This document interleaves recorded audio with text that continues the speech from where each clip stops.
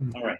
Um, Before we begin, I want to thank Mark and Shana Lebovitz for sponsoring the learning this week in honor of the rabbis, the board of directors, the volunteers, donors, the staff of the shul, everyone working together to keep the dot community going and together, and hopefully soon we'll be together again physically, but we thank you both for sponsoring. And we also want to thank Mark and Felicia Gibson for sponsoring the learning in honor of David and Claire Ellman. I want to tonight, close the chapter that we began 3 weeks ago in the Great Debates, Great Decisions, Great Deciders mini-series regarding the mitzvah to live in the land of Israel, where in the last couple of weeks we've been discussing how it's blatantly obvious that there is a individual's obligation to go live in the land of Israel. Even those that wanted to argue that maybe the Rambam does not assume there's a mitzvah to live in the land of Israel, but we were able to prove from the Avnei Nezer, the Sakachav Rebbe, who Rav Soloveitchik referred to as a super genius. And others, that even the Rambam assumes that there is a mitzvah to live in the land of Israel. We spoke about the exceptions to the rule of living in the land of Israel. Tonight, I'd like to speak about the national obligation to live in the land of Israel, where the obligation is not simply, as the Ramban said, upon the individual, but the mitzvah is on the nation as a whole, that we as a group of the Jewish people need to go and conquer the land of Israel, need to go and move and take over and live in the land of Israel as a unit. And the Ramban said that this is part of the commandment that was given to Moshe Rabbeinu to lead the troops into the land of Israel, and that he was going to command Yehoshua to lead the troops into the land of Israel once he was no longer able to go do that mitzvah of living in the land of Israel himself. And part of the mitzvah was not just the mitzvah to dwell there, but there was a mitzvah as a nation, as we as a unit, the Jewish people together, needed to go and live in the land of Israel and conquer the land of Israel. There has been some opposition to whether or not this particular commandment applies today. Meaning, even if you want to claim that there is a mitzvah to live in the land of Israel, to physically reside there, that doesn't necessarily mean that there is a mitzvah to go conquer the land of Israel. Whether or not there should be a government that is Jewishly run in the land of Israel, things of that nature, whether or not it should be a society that is functioned by the Jewish people, that is something that is up for debate. Whether or not there's a mitzvah to live there, that 99% of centrist orthodoxy believes that there's a mitzvah to live in the land of Israel for sure. But whether or not there should be an established government in the land of Israel, that has some opposition associated with it. And we together tonight will go through the prevalent sources and whether or not there is a good standing. First, let's get right to where there is even this obligation to go conquer the land of Israel, and whether or not it applies today. How do we know it applies today? So, of course, as we always do, we have to look into our rabbinic and Torah sources to figure out whether or not this obligation applies today, the same way we did with the obligation to live in the land of Israel. And it really begins with a Gemara in Gittin. The Gemara in Masechet Gittin on Daf Ches Amud Beis has gained a lot of popularity because the Gemara over there discusses a scenario where what would be the case if someone had an opportunity to purchase land in the land of Israel, to purchase a piece of real estate in the land of Israel. However, it's a one-day sale. It can only take place on Shabbos. Where there's a scenario that would come up that there's an opportunity to go and purchase a piece of real estate that now I can go live in the land of Israel. However, the sale needs to take place on Shabbos. So the Gemara in Gittin says that one would be allowed to go through with this sale with the assistance of a non-Jew. So the non-Jew will take care of the transaction for you. Whatever needs to be done, whatever sort of prohibition would be violated, you can do those prohibitions through the appointment of a non-Jewish agent. The same way that if someone would, forgot to turn the light off in their fridge on Shabbos, so they can go to a non-Jewish neighbor and ask the non-Jewish neighbor to take care of the prohibition for them. So the Gemara in Gittin seems to equate it over here as well, that one would be allowed to ask a non-Jew to do this on your behalf. Now, just understand that with regards to the laws of Shabbos, there is, we have to be very hesitant when it comes to just allowing a non-Jew to violate Shabbos for us. I grew up in a very, like a heavily populated Orthodox Jewish community in Edison Highland Park in New Jersey. It's a wonderful community. And as I was growing up, it became more and more and more and more and more Jewish. But I remember growing up that living across the street from my house was our good friend Vince. Vince was always there to make sure that he could take care of his Jewish friends on Shabbos. If someone needed something turned off, turned on, something of that nature, you can go get your good friend Vince. But one would have to be one would have to go and speak to Vince with caution, though, because we don't allow Amir La'akum. In fact, Amir La'akum, asking a non-Jew to do work for you on Shabbos, is a prohibition. It's a prohibition. It's a rabbinic prohibition. However, it's a prohibition. And it's a discussion, why does that prohibition exist? But regardless, the prohibition does exist. It's in Shulchan Aruch. It takes up a large amount of space in Shulchan Aruch, in Orach Chaim, Siman Shin Zayin, Shin Vav. It takes up space in Shulchan Aruch, Shin Chav Ches, and therefore it's incumbent on us to figure out when would one be allowed to ask a non-Jew to do work for you on Shabbos. So one of the leniencies that would come for asking a non-Jew to do work for you would be if it's the tzarech mitzvah.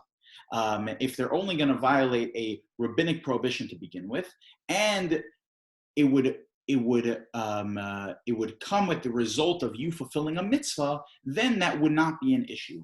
The Ramban, Nachmanides, writes, that's why the Gemara in Gittin says that there's no issue to go ask the non-Jew to take care of the transaction for you. The Ramban continues on by quoting the Yerushalmi and saying that even if the prohibition of whatever the sale would take for it to come into fruition, even if the prohibitions associated with that would be a biblical prohibition, the Ramban says still you would be allowed to go ask the non-Jew to take care of it for you.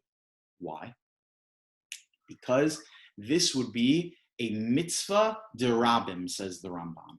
This would be a mitzvah on behalf of the entire congregation. When you have a mitzvah derabim, you have a mitzvah that's on behalf of the entire congregation, you're allowed to ask a non-Jew to do even biblical prohibitions on your behalf. Why is this a mitzvah derabim? This is only me that's buying the land. This is not, I'm not going to be sharing this space with the entire Jewish people. They'd eat me out of house and home.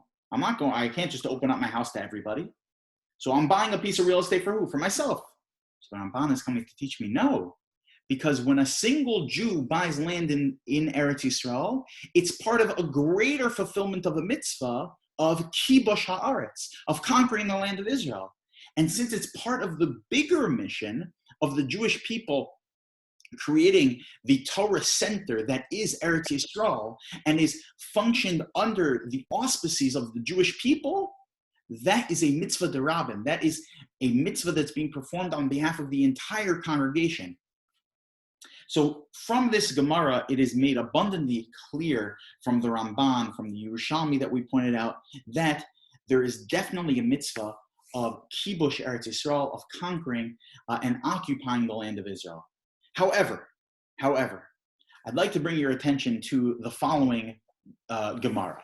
There's a passage in the Gemara in Ksubis. We spoke about last time how in Masechet Ksubis, which has to do with marital law, prenuptial law, at the end of the tractate has all of the beautiful Gemaras about the land of Israel.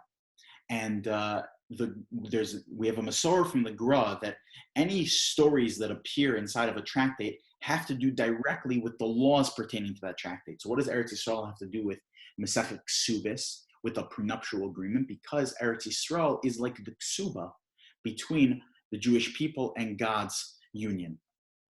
The Gemara in Masechet Ksubis, however, brings down that there's a limitation to our conquering the land of Israel. The Gemara says the following: Gimel Shvuos Halalu Lama. What are the three oaths? Now, what is the Gemara referring to? The Gemara is referring to a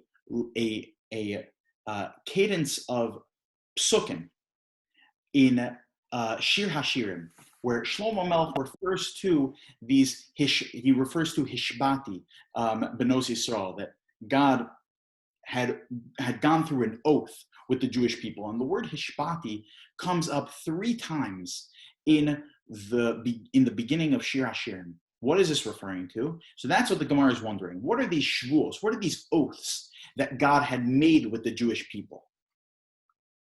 Achas, number 1, Shelo Ya'alu Yisrael B'choma. The first is that the Jewish people should not go up to Eretz Yisrael in force, en masse, that we can't go up and conquer the land of Israel.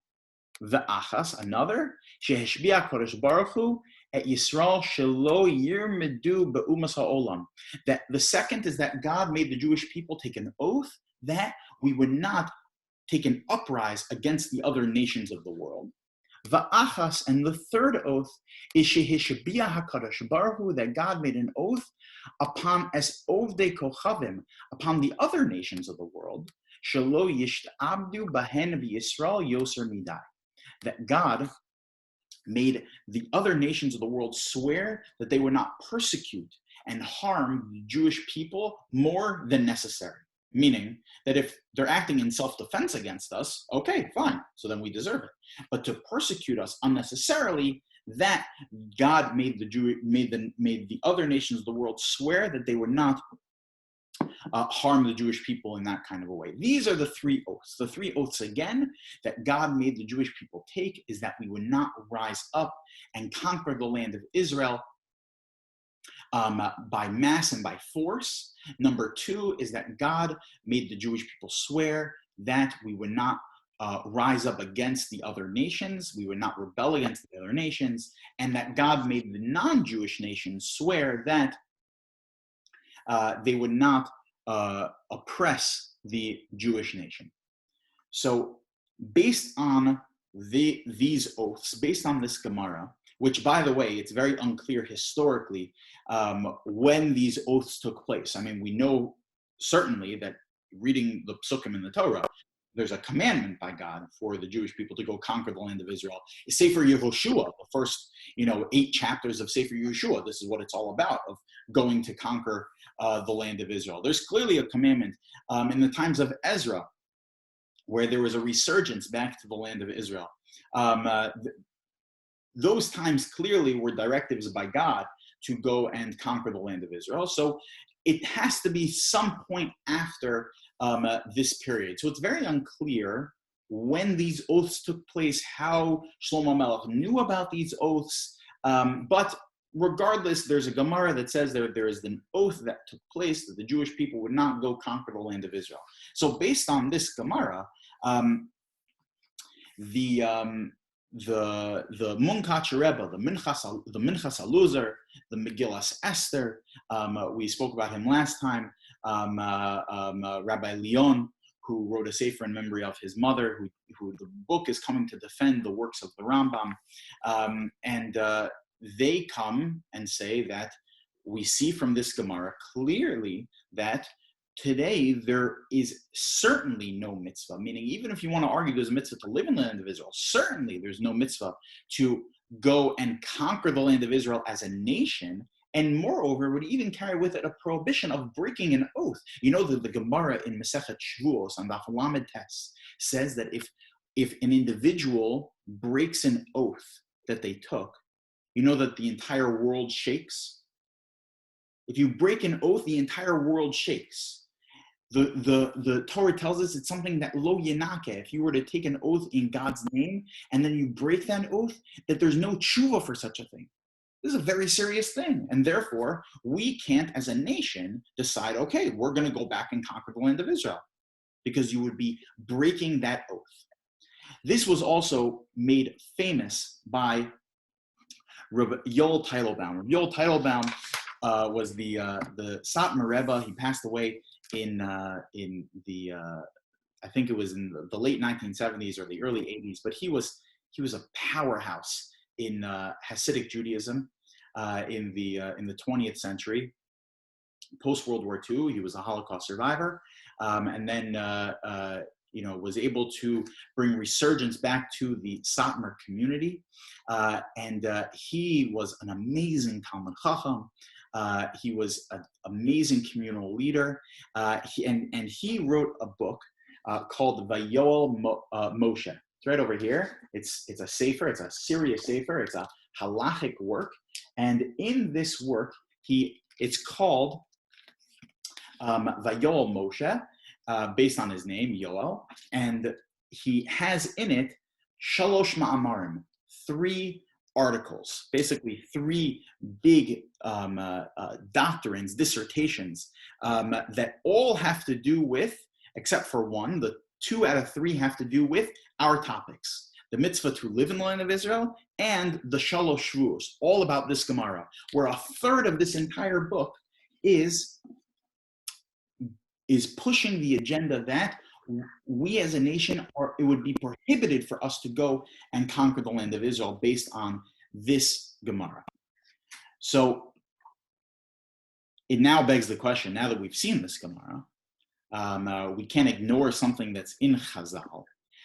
It's incumbent upon us now to try and defend the what is accepted by most areas of Klal Yisrael, most opinions amongst the Gedolim, that it's a good thing that we have Eretz Yisrael under Jewish sovereignty at this point. So what do we do about this passage in the Gemara in Ksubos?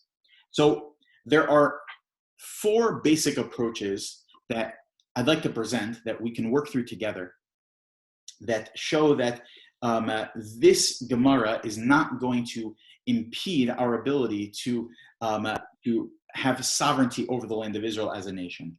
Number 1 is that the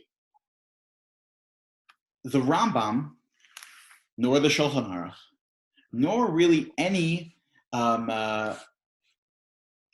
index of Jewish law or code of Jewish law cite this Gemara. If you look through all of Shulchan Aruch, you are not going to find this Gemara in Ksubos. What are you going to find? You're going to find the Gemara we spoke about before from the Ramban. The Gemara about that if you have, the ability to buy land in Israel and you can go to a non-Jew to take care of it for you. There are other examples in the Shulchan Aruch and in the Rambam's Mishnah Torah that hint to the mitzvah of kibush haaretz, of going to conquer the land of Israel.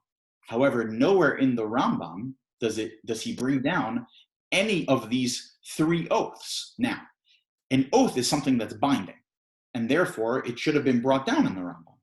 Why is it not brought down in the Rambam? Why is it not brought down in the Shulchan Aruch? If an oath is binding, so then therefore it should be brought down. So there's a statement that's made in the Yerushalmi in Masechet Peah.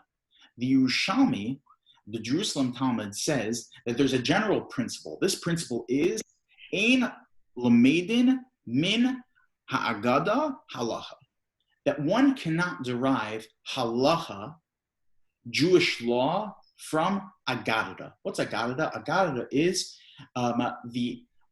the teachings found in our rabbinic literature that are more homiletic, that are that carry with it more of an attitude or an outlook toward Judaism, but are not strictly teachings of Jewish law. And therefore, according to this principle in the Yerushalmi, that we can't take these types of teachings and apply it to the halachic system. Therefore, the Rambam nor the Shulchan Aruch have included this passage in the Gemara in Ksubis into our code of Jewish law. That this passage in the Gemara in Shavuos is expounding upon the fact that the word hishbati, that God made the Jewish people take an oath. It comes up 3 times in Shir Hashirim, but we have no clue when these oaths took place. There's no rigorous adjudication to understand what the halacha is pertaining to this oath found in the Gemara or found in the Rishonim, and therefore it's not brought down in Shulchan Aruch. And that's basically the most simple answer we can give, is that this Gemara does not carry with it any teeth with regards to how we associate it to Jewish law. The second approach, and it really builds off of the first approach, is that of the Maharal Miprag, where the Maharal Miprag says, the Maharal, we've spoken about before, was unbelievable in his ability to have accomplished so much in both the areas of Jewish law, being that he was the posek of his community, and as well in the areas of Jewish philosophy. Like the Ramban, the Maharal in the 17th century was the voice of Jewish philosophy, of Machshavas Yisrael, of what proper Jewish outlook and Jewish thought should be. And to this day, we drink up the words of the Maharal in the areas of Jewish philosophy, like the Bible. The Maharal says that, when we come to statements like this, where the term shvua, oath, or bris, covenant, are used in very strange ways, non-conventional ways, the Maharal says that they're not supposed to be interpreted as their direct translation and definition. That shvua is not supposed to mean, in this context, a real oath. He gives an example. An example would be that the Torah tells us that every single mincha offering, every single meal offering that's brought in the Beis HaMikdash needs to be brought with salt. Salt needs to be put on the offering. Why? So the Torah tells us, "V'kol karban minchascha b'melach timlach," that every single karban mincha needs to be brought with salt. "V'lo tashbis melech bris elokecha," that we cannot get rid of the salt covenant with God. What is a salt covenant? So if you look at Rashi just basically describes that this is the way that karbanos, God wanted karbanos to be brought. But it's not a bris, it's not a covenant that if you don't bring it with salt, you're breaking some sort of a covenant with God or an oath between us and God. Says the Maharal that the word shvua or the word bris is coming to highlight that this is kind of the way that God wants things to go. That God doesn't want that we go back to conquer and reestablish ourselves in the land of Israel as a nation necessarily, but that doesn't mean that we're breaking an oath by doing it. And then the Maharal goes on further to say that if the nature presents itself, that there are significant signs that go on in the world that present itself that show that God has kind of changed his perspective, that he no longer wants it that we aren't going back to the land of Israel, but rather that we do reestablish ourselves in the land of Israel. Says the Maharal, therefore, the shvua no longer applies anymore. The shvua, this oath, is not really an oath to begin with. It's really just what God's perspective is. And we have to open up our eyes to the world to figure out what God's desire is in this realm. That's the second approach. That really, the concept of shvua here is not the way that we're used to the concept of shvua, of it being an oath. Rather, It's something that what God desires, and we have to look in the patterns of history to know truly what God desires right now. The Or Sameach, built off of this, went on to say that the Or Sameach, or Meir Simcha of Dvinsk, who is referred to as the Rogachover Gaon, who did not give accolades easily. The Rogachover Gaon, or Yosef Rosen, was very, very hesitant when it came to giving proper adulations. And he referred to Rav Meir Simcha of Dvinsk as the Kohen Gadol. This is who Rav Meir Simcha was. He was the rabbi of Dvinsk for more than 40 years. His community loved him. He was his breadth and depth of Jewish knowledge is unbelievable. It is, what's so unbelievable about it is that he is able to display a mastery, an encyclopedic mastery of the entire Torah in a very accessible way. In his Sefer, he has basically two works that he wrote in his lifetime. The two works that he wrote are, he first wrote the Meshech Chachma, which is his commentary on the Torah, expounding on the commentary of Rashi on the Torah and commentary on the Rambam on the Torah, where he is able to artistfully bring in Kabbalistic sources to expound upon more traditional rabbinic understandings of the written Torah. That's his Sefer Meshech Chachma. And then he has another Sefer on the Rambam. It's called the Or Sameach. This is the Or Sameach, written by Rav Meir Simcha of Dvinsk, where on not every single entry of the Rambam, but on very significant entries of the Rambam, he covers his bases and gives the most amazing and accessible and clear, concise explanations of the Rambam's codification of Jewish law in the Mishnah Torah. It is unbelievable. Even something that would be accessible by a high schooler in a community Jewish high school, for example, let's say in San Diego. I just today was teaching a comment and an analysis from the Or Sameach on the Rambam to my students at Sky High, and it was amazing the way that they just gravitated to the words of the Or Sameach. This is the type of person we're talking about. Just interesting, I'll point out that the Or Sameach wrote the Meshech Chachma first, which was a work really on Jewish philosophy, but someone discouraged him from publishing the work Meshech Chachma because it was still earlier in his lifetime, and he was before he really picked up fame as being, someone with this kind of a breadth and depth of Jewish knowledge in every single area of Jewish knowledge. And someone told him, better that you don't publish a work on Jewish philosophy as your first publication.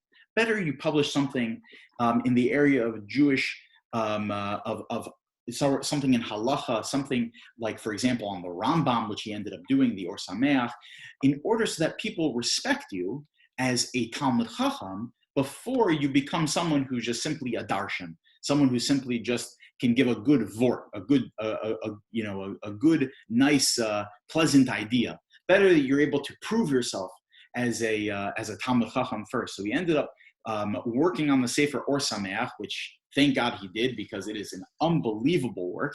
He published the Or Sameach and never had the opportunity in his life to publish the Meshech Chachma. It was published posthumously, thank God we have both of those amazing works in our Jewish library. The Or Sameach, based on this understanding of the Maharal Prague, said that he pointed basically to, in his time, he lived from 1843 to 1926, so he pointed to something that happened in his lifetime that clearly displayed how the approach to the Jewish people coming back and the resurgence of the Jewish nation in the land of Israel has changed. And the perspective now is different. How does he know? He said, because in 1917, in November of 1917, there was the Balfour Declaration that was sent to Lord Rothschild to be sent over to the Zionist community.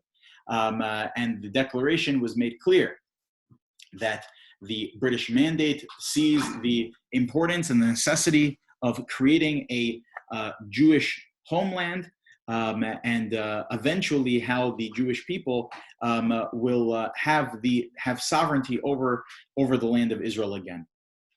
When that happened, when the Balfour Declaration was publicized, just a week after it was written, it was sent to Lord Rothschild on November 2nd, 1917, and then November 9th, November 9th, it was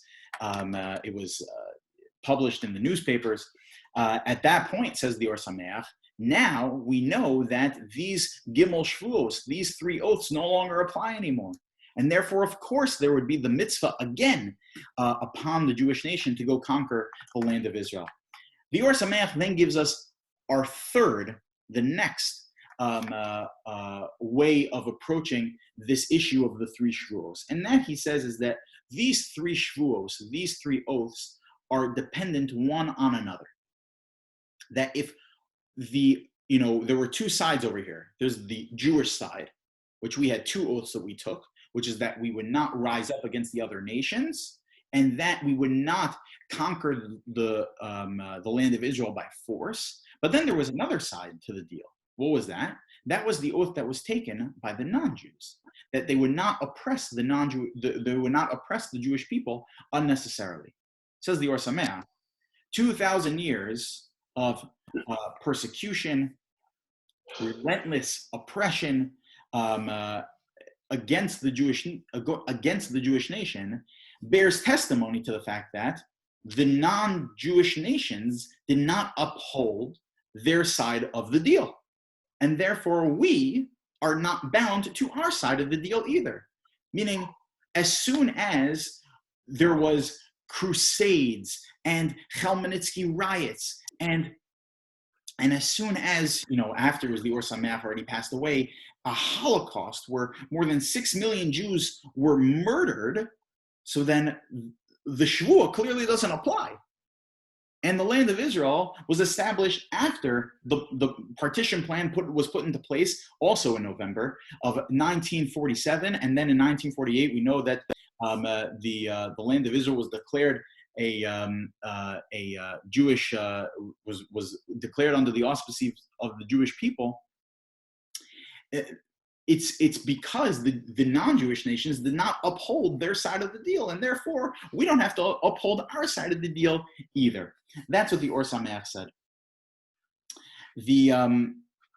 One of the arguments that's made by the Minchas Eluzar, we said the Munkacher Rebbe was in agreement with the Satmar Rebbe and the Sefer Megillas Esther, to say that these 3 oaths do apply today. And the Minchas Eluzar went ahead to say that it could very well be that the reason we're even in Gullus in the first place is because it's a punishment from God. And that's pretty clear that there's some sort of a punishment that we're experiencing, being that we're in Gullus.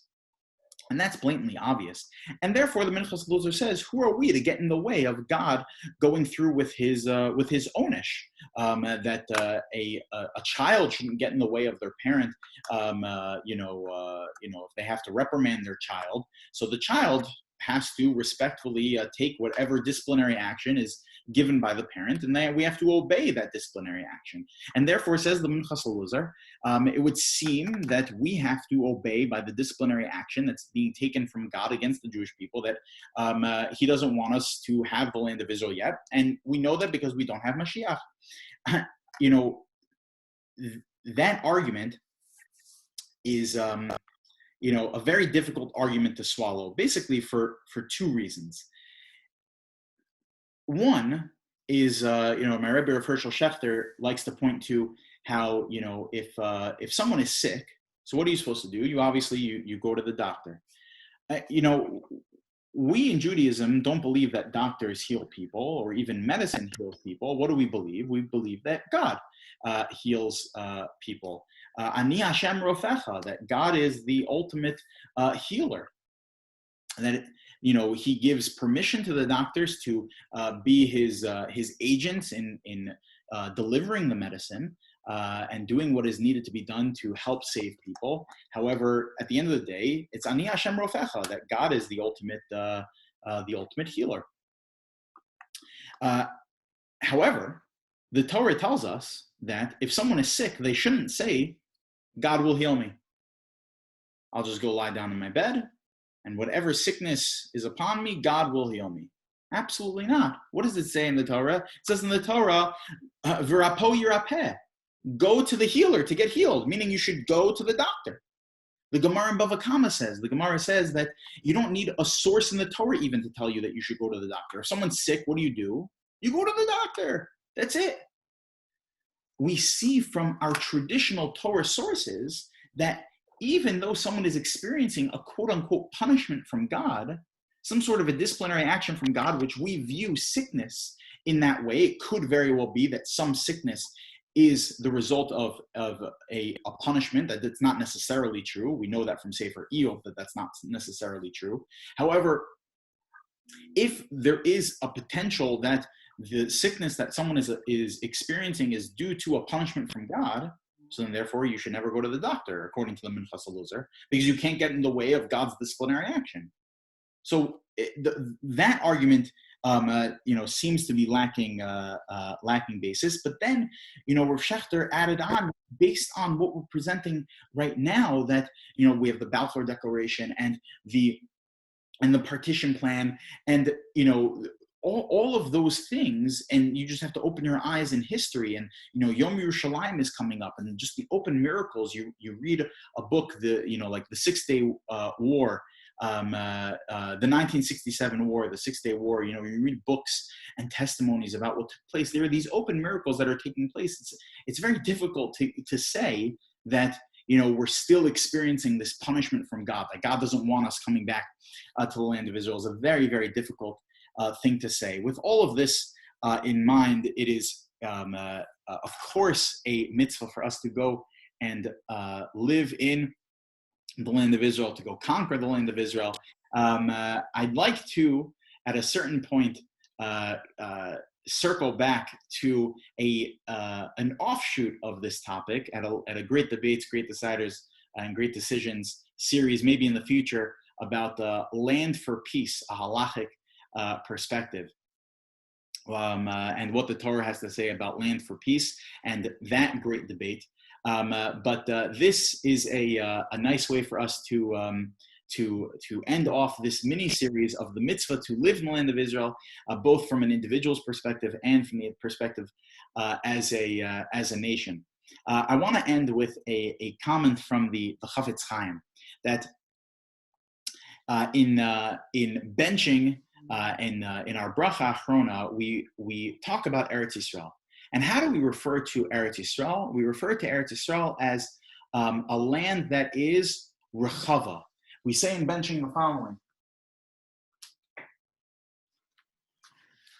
We say in our Berchas Hamazon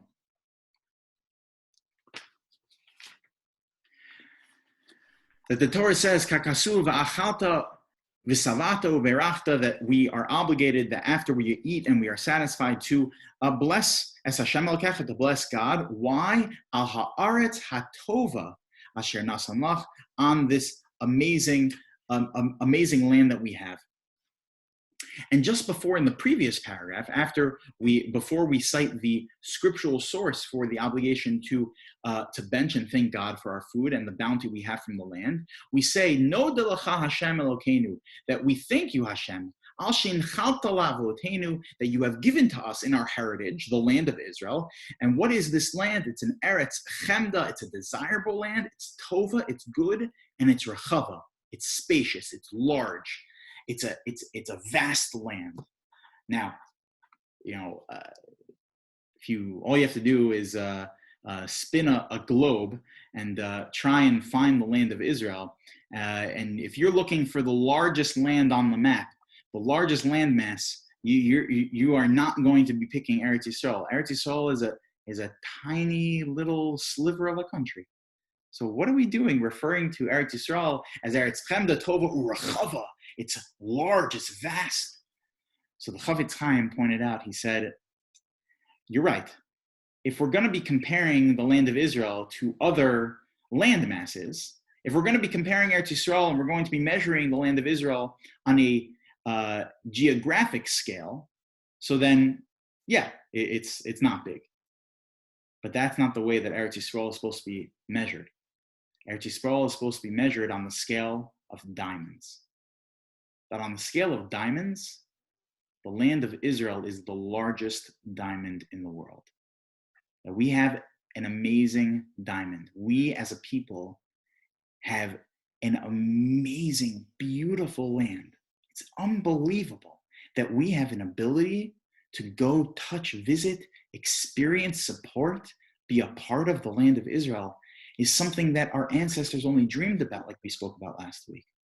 And we, as we opened up this series, we said that Yirmiyahu lamented over the fact that Tzion is Dorish Einla, that the land of Israel does not have anyone that are engaging with it. Today, Baruch Hashem, we do. And we, over the last 3 weeks, have engaged with the land of Israel in, as the Gemara told us, just as meaningful of a way through learning about the land of Israel. And making Eretz Yisrael part of our emotional experience and making it a part of our hearts through learning the Torah of Eretz Yisrael. It was an amazing opportunity to learn through this series together. Just a commercial, what's going to be coming up over the next couple weeks for Great Debates, Great Decisions, and Great Deciders.